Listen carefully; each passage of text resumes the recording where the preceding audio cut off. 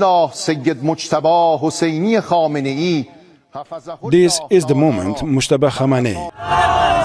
እዚያ ፋርስ ምድር በቴህራን ከተማ አንድ እናትና አባቱን በአንድ ጊዜ የተነጠቀ ልጁን ሚስቱንና እህቱንም ያጣ የ56 ዓመት ጎልማሳ የኢራን የመጨረሻው ስልጣን ወደ ሆነው ማማ እንዲወጣ ተደርጓል። አባትና እናቱን ሚስቱንና እህቱን ልጁንም የቀጠፉት ጠላቶቹ ግን ቁጣቸው አንዳች አልበረደም።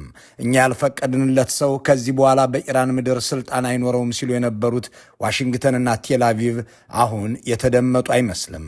ኢራኖች ስርዓት ይቀጥላል ብለው የሟቹን አያቶላህ ልጅ ተተኪ አድርገው ይፋ አድርገዋል። አዎ ከቀናት በፊት የተገደሉት የአያቶላህ ኻሜናይ ሁለተኛ ልጅ ሞጅታባ ሶስተኛው የኢራን ፍጹማዊ መሪ ሆነው ከአባታቸው አልጋ ላይ ነግሰዋል። ሞጅታባ ሹመት ያዳብር የሚል አጀብ እንኳን ለዚህ አበቃህ የሚል እልልታ ከኢራን ሕዝብ እየጎረፈላቸው ነው። እንዲያም ሆኖ በአባትና እናት ደም፣ በአብራክ ክፋይ ሞት፣ በሚስትና እህት መስዋዕትነት የተገኘ ስልጣን ነውና የሚያስፈራ እንጂ የሚያኮራ ሊሆን አይቻለውም። ሞጅታባ ኻሜናይ ግን የአባታቸውንና የሌሎች ቤተሰቦቻቸውን ሕይወት የወሰደውን መንበር ተቀብለውታል። ደግሞም የኢራንን ጓዳ ጎድጓዳ እንከታተላለን የሚሉ ሰዎች አዲሱ ጠቅላይ መሪ ከአባታቸውም የከፉ ናቸው ብለው እየተናገሩ ነው። ጥያቄው እዚህ ጋር ነው። በእርግጥ በኢራን እስላማዊ አገዛዝ ውስጥ የእሳት ልጅ አመድ ሊሆን እንደማይችል እየታወቀ ደግሞም የአባቴ መንፈስ ኢራንን መምራቱን ይቀጥላል ብሎ ሲናገር አሜሪካና እስራኤል ተመሳሳዩን መንፈስ ለማንገስ አዛውንቱን አባት መግደል አይጠበቅባቸውም ነበርና ይህንን በዝምታ ያልፉታልን? እስራኤሎች በዚያ የ12 ቀናት ጦርነት ካሳዩአቸው ተግባራት መካከል የጠላቶቻቸውን መሪዎች ብቻ ሳይሆን ወዲያውኑ የተኳቸውንም ሰዎች መግደል የሚለው እንደነበር አይዘነጋም። ሐማስም ሆነ ሂዝቦላህና የኢራን አብዮታዊ ዘብ አዛዦች በተገደሉ ቅጽበት አዳዲስ መሪዎቻቸውን ሲሾሙ እስራኤልም ወዲያውኑ ስትገድል የነበረበት ቅጽበት ገና ዓመት አልሞላውም።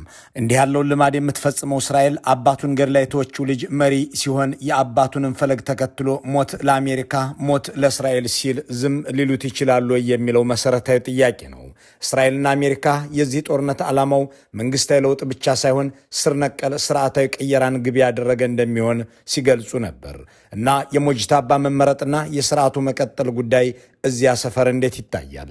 እነ እስራኤል በነ ነስረላህና ተተኪዎቻቸው በነ የህያ ስንዋርና ተተኪዎቻቸው ላይ ተመሳሳዩን እርምጃ ሲወስዱ አላመነቱም ነበር። የኻሜናይን ልጅ አዲሱን አያቶላህስ ዝም ይሉታልን? ለመሆኑ ግን ሞጅታባ ራሳቸው ወላጆቻቸውም ልጃቸውም ሆነ ሚስታቸውና እህታቸው ሲገደሉ እሳቸው እንዴት ተረፉ? ያ ሁሉ ቤተሰብ አልቆ እሳቸው የመዳናቸው ምክንያት ምን ተአምር ነው? እናትና ሚስትን እህትና አባትን ማጣት ራሱን ችሎ ስብርብር የሚያደርግ ሐዘን ቢሆንም በእሳት ዝናብ በምትደበደብ አገር ላይ የመጨረሻውን ስልጣን ለመያዝ ያበቃቸው ስርዓት እንዴት ያለ ነው? ደግሞስ ሞጅታባ ራሳቸው አያቶላህ ናቸውን? አያቶላህነት የሌለው ሰው የአገሪቱ የበላይ መሪ መሆን ይቻለዋልን? አገራት ፕሬዝዳንት፣ ጠቅላይ ሚኒስትር፣ ንጉሥ አሊያም አልጋወራሽ በተባሉ ማዕረጎች ሲመሩ በሚስተዋልበት ዘመናዊ ዓለም ኢራን አያቶላህ የሚልን ማዕረግ በብቸኝነት የምትጠቀምበት ምክንያት ምንድን ነው? አያቶላሁ እንዴት ይመረጣል? ለመሆኑ ግን ሞጅታባ ራሳቸው ማን ናቸው? እስካሁንስ በሚዲያና በአደባባይ ያለመታየታቸው ምክንያት ምንድን ነው? እነዚህን ጥያቄዎች ለማብራራት ደግሞም ተያያዥ ሐሳቦችን ለማንሳት ጥቂት ደቂቃዎችን እንጨምር። አብራችሁን ቆዩ።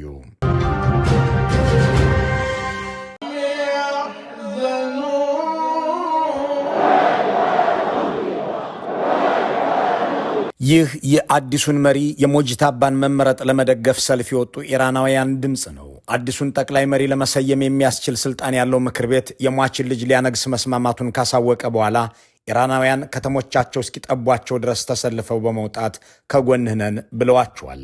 በአሜሪካና በእስራኤል በኩል ለኢራን መንግስት የቀረበለት ቅድመ ሁኔታ አዲስ አያቶላህ ሾመህና የሚል ሳይሆን ስርዓታዊ ለውጥ ወይም ትራንስፎርም አድርግ የሚል ነበር።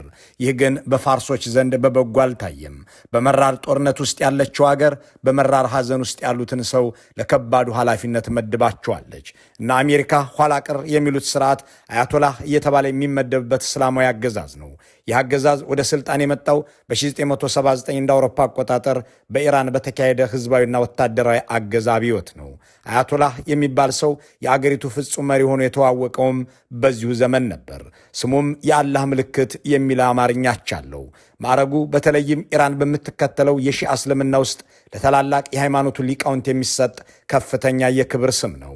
በእስልምና ሕግ፣ በቁርአን ትርጓሜ፣ በሐዲስና በእስላማዊ ፍልስፍና ጥልቅ ዕውቀት ላላቸው ምሁራን የሚሰጠው ይህ ማዕረግ በፖለቲካ ስልጣን ውስጥ ሲገባ ደግሞ ሱፕሪም ሊደር ወይም ፍጹማዊ መሪ ይሆናል።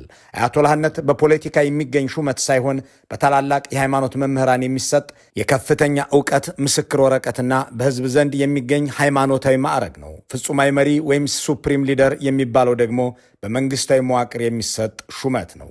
አንድን ኢራናዊ በአገሪቱ የማይገሰስ የማይከሰስ ፍጹማዊ መሪ አድርጎ የሚሾመው የባለሙያዎች ምክር ቤት አሰምብሊ ኦፍ ኤክስፐርትስ የተባለው ጉባኤ ነው።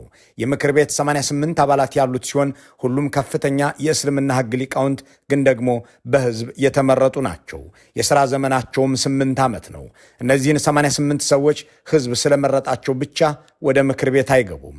ገና እጩ ከመሆናቸው በፊት ሌሎች 12 ሰዎች ይገመግሟቸዋል። እነዚህን 12 ሰዎች ጋርዲያን ካውንስል ይሏቸዋል።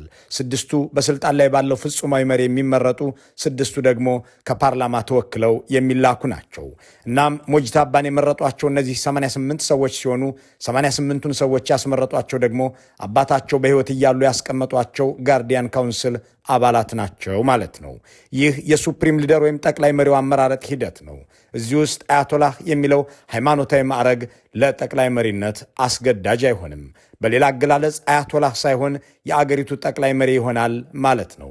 ይህንን የተሻሻለው የኢራን ሕገ መንግሥት በአንቀጽ 109 ላይ ይደነግገዋል። በ1979 የኢራን አብዮት ሲፈነዳ የወጣው ሕገ መንግሥት የበላይ መሪው ከፍተኛ የሺዓ እስልምና የሃይማኖት መመሪያ ሰጪ መሆን እንዳለበትና አያቶላህ ሊሆን እንደሚገባው ይደነግግ ነበር።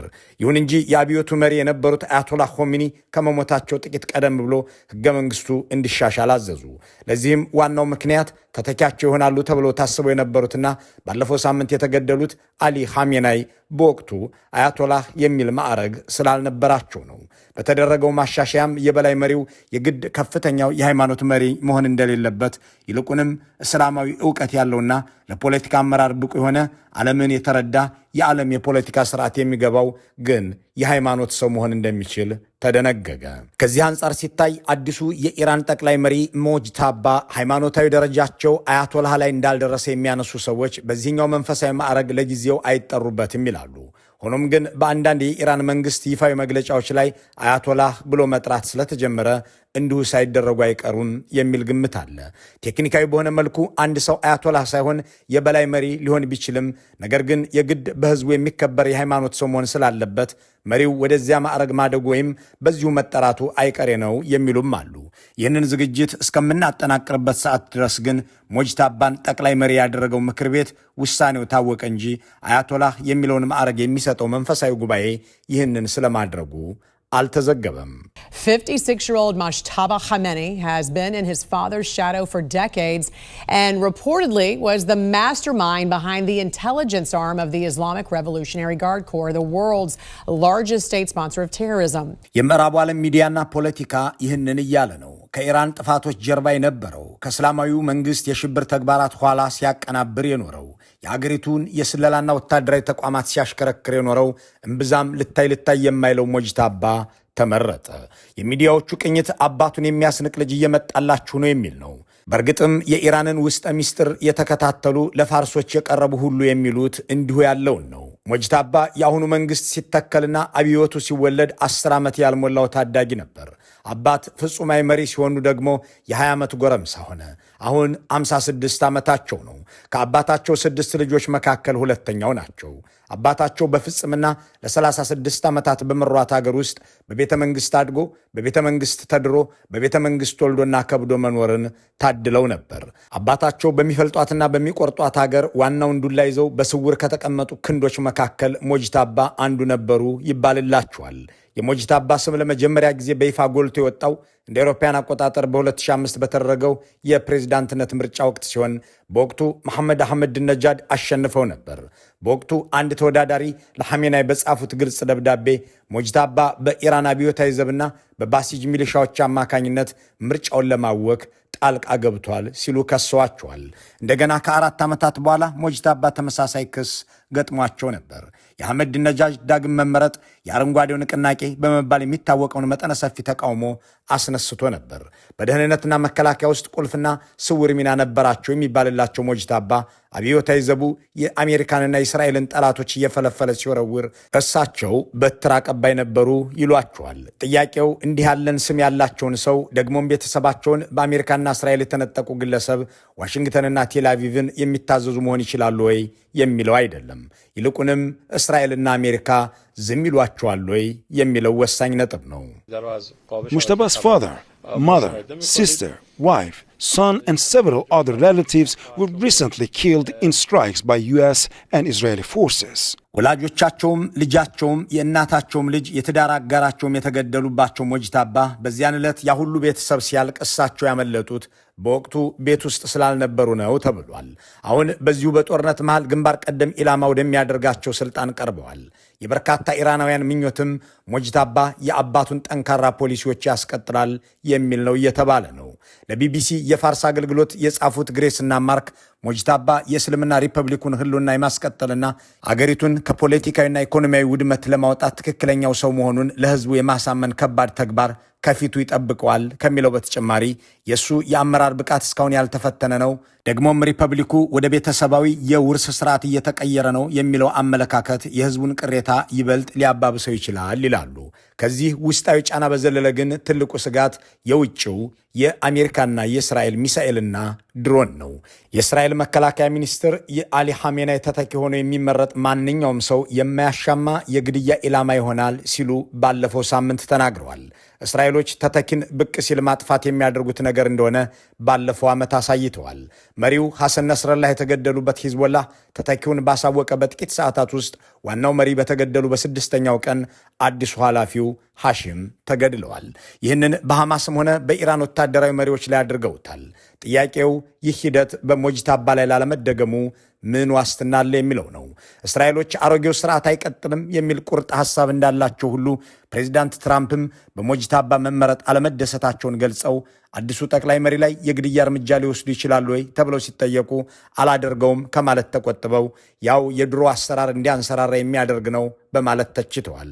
ምርጫቸው እንደ ቬንዙዌላ ከዚያም ከኢራን ውስጥ እሳቸው በፈቀዱትና ባዘዙት መሰረት እንዲመረጥ ማድረግ እንደሆነ ይህም ለብዙ ዓመታት ይቆይ ቢባልም ችግራቸው እንዳልሆነ አብራርተዋል። ጋዜጠኛዋ ትጠይቃለች፣ ለመሆኑ ሞጅታባን ይገድሉታልን? እርሱን ኢላማዎት አድርገውታልን? ትራምፕም ይመልሳሉ፣ እያልሽ ያለሽው አዲሱን ጠቅላይ መሪ ነውን? Have to take him out? Does he have a target on his back? You mean the new supreme leader? You mean the son? How can there be in Iran? Well, I don't want to say that, but እንግዲህ እርምጃ ወስድበታለሁ ኢላማዬ ነው ማለት አልፈልግም። ነገር ግን ታውቃላችሁ እኔ ደብሮኛል፣ ተከፍቻለሁ። ምክንያቱም ይህ ለሀገሪቱ ያው የድሮ አይነት ችግር እንዲቀጥል የሚያደርግ ነው ብለን ስለምናስብ ምርጫቸውን ሳይው ቅር ተሰኝቻለሁ። ከኢራን ውስጥ የሚመረጥ የሚለውን ሐሳብ እወደዋለሁ። ዘላለማዊ የሚለው ማዕረግም ቢሆን አሁን ሳስበው ይመቸኛል። የውስጥ ሰው የሚለውን ፖሊሲ በቬንዙዌላ ያረጋግጥ ነው ይመስለኛል። እዚያ ቬንዙዌላ አንዲት ሴት አለችን። እሷ የሀገሪቱ ፕሬዝዳንት እንድትሆን አድርገናታል። በጣም የተከበረች ነች። በጣም ታላቅ ስራ እየሰራች ነው። እናም ምንም አይነት መስተጓጎል የለም። በኢራንም እንዲሆን የፈለግነው ይህንኑ ነበር። ታስታውሱ እንደሆነ በኢራቅ ሁሉም ሰው ተባረረ። ወታደሩ ተባረረ፣ ፖሊሱ ተባረረ፣ ፖለቲከኛው ተባረረ፣ ማንም አልነበረም። እናም ያው ታውቃላችሁ ወደ ምን ተለወጡ? ወደ አይሳይስ። እኛ ደግሞ ያንን አንፈልግም። ስለዚህ በውስጥ ያሉ ሰዎች ወደ መሪነት እንዲመጡ ፈልጋለሁ። አሁን እዚህ አሜሪካ ስለሚኖረው ረዛ ፓህላቪ ሰዎች የተለያየ ነገር ያወራሉ። ነገር ግን ያው እንደምታውቁት እሱ ከኢራን ከወጣ ብዙ ዓመት ሆኖታል። እስካሁን በጣም ጥሩ የሆነ ቀመር አለን። እሱም የቬንዙዌላ ፎርሙላ ነው። ጥሩ ሆኖ እንደሚቀጥል አስባለሁ። formula that's been very good so far. And I think it'll continue to be good. ይህ የአሜሪካው ፕሬዝዳንት ፍላጎት ውስብስብ አይደለም። በኢራን ውስጥ የኖረና ከዚያው ስርዓት ውስጥ የበቀለ አንድ ሰው መሪ ይሁን። በዚህ ሂደትም ላይ ልክ በቬንዙዌላ እንዳደረግኩት በኢራንም ልፈጽም፣ አሁን የወሰናችሁትን ውሳኔ አልቀበልም ነው። አጋራቸው እስራኤል ደግሞ አዲሱ ጠቅላይ መሪ በቀጥታ ኢላማ እንደሚሆኑ ስትገልጽ ያለማወላወል ነው። ማንም ሰው ቢሆን ሐሜናይን ተክቶ ጠቅላይ መሪ ለመሆን የወሰነ ከሆነ የእሳታችን እራት እንደሚሆን ይወቅ። The Israeli military has warned it will target anyone who places Iran's assassinated supreme leader Ali Khamenei. In a message posted on social media, the Israeli army said it would target any successor and anyone responsible for the appointment. በትክክል እስራኤሎችና አሜሪካኖች ሞጅታባን እንዳይኖሩ ከፈለጉ ኢራን ልትታደጋቸው ይቻላታልን? ቀጥሎ የሚነሳ ጥያቄ ነው። ኢራን ከጠላቶቿ በሚዘንብ እሳት እየነደደች በእሳት ማል የተመረጡትን አዲሱን መሪዋን የምትታደግበት የተለየ አቅም እንደማይኖራት የሚናገሩ ሰዎች ይህ ችሎታ ቢኖራት ኖሮ አባትየው አይገደሉም ነበር ይላሉ። ሞጅታባ እምብዛም የታይታ ሰው ያልሆኑ ስራቸውን በስውርና ከጀርባ ሆነው መስራት የሚወዱ ናቸው ይባልላቸዋል። ምንም እንኳን በኢራን መንግስት ውስጥ በይፋ የተሰጣቸው የፖለቲካ ወይም የሲቪል ስልጣን ባይኖርም የአባታቸው የቅርብ አማካሪና ቁልፍ ጠባቂ ሆነው መስራታቸው የአደባባይ ሐቅ ነው። ይህም በሚዲያ ብልጭልጭታ ውስጥ ከመግባት ይልቅ የሀገሪቱን የደህንነትና ወታደራዊ መዋቅር ከጀርባ ሆኖ መዘወርን የሚመቻቸው ስራ አድርገው ትኖረዋል። ሞጅታባ በጦሩና በደህንነት ውስጥ የነበራቸው ተጽዕኖ የሚሰማው በሚሰጧቸው መግለጫዎች ሳይሆን በእነዚህ ተቋማት ውስጥ ባላቸው ተደማጭነት ነው። በሚዲያ ለመታየቷቸው የደህንነት ጥበቃቸውን ከማጠናከሩም በላይ በጠላቶቻቸው ዘንድ የማይታወቁና ሚስጥራዊ እንደሆኑ ረድቷቸዋል የሚሉ ሰዎች የመኖራቸውን ያህል ይህ ሰውዬ የሚዲያ እይታን የሚሸሸው ለስራ ብሎ ሳይሆን የዘር ውርስ ትችትን ለማምለጥና የሃይማኖት ማዕረጉን ዝቅ ያለ በመሆኑ ምክንያት ነው ይላሉ። የኢራን እስላማዊ አብዮት የተካሄደው ስልጣን በቤተሰብ የሚወራረስበትን ንጉሳዊ ስርዓትን ለመቃወም ነበርና ሞጅታባ ገና ከጅምሩ በአደባባይ ጎልቶ ቢወጣ ኖሮ አባቱን ለመተካት እየተዘጋጀ ነው የሚለው ትችትና ተቃውሞ ቀድሞ ሊበረታበት ይችል ነበር። ይህንን የዘር ውርስ ትችት ላለማስነሳት ለረጅም ጊዜ ራሱን ደብቆ ቆይቷል ሲሉ የሚጽፉባቸው ብዙ ናቸው። ሞጅታባ በሚዲያ ለመታየታቸው በሃይማኖታዊ ዕውቀታቸው ላይ ሊነሱ የሚችሉ ጥያቄዎችንና ትችቶችን ቀድሞ ለመከላከል ረድቷቸዋል የሚሏቸውም አሉ። የሆነው ሆኖ አሁን ሞጅታባ በአባታቸው መንበር ላይ ሆነው የአብዮትን ዘበኛ ጦር የበላይ አዛዥነትን፣ የዳኝነት ስርዓቱን፣ የውጭ ፖሊሲውን፣ የፕሬዝዳንቱን ስራና የአገሪቱን ሁላ አቀፍ ፖለቲካ የሚቆጣጠሩ እስከ ሞታቸው ድረስም በዚሁ የሚጠሩ ይሆናሉ። ምናልባትም ምኞታቸውና ጸሎታቸው የአባቴን ዕድሜ ስጠኝ የሚል ሊሆንም ይችላል። መልካሙን ሁሉ በመመኘት በዚሁ እንሰናበታለን።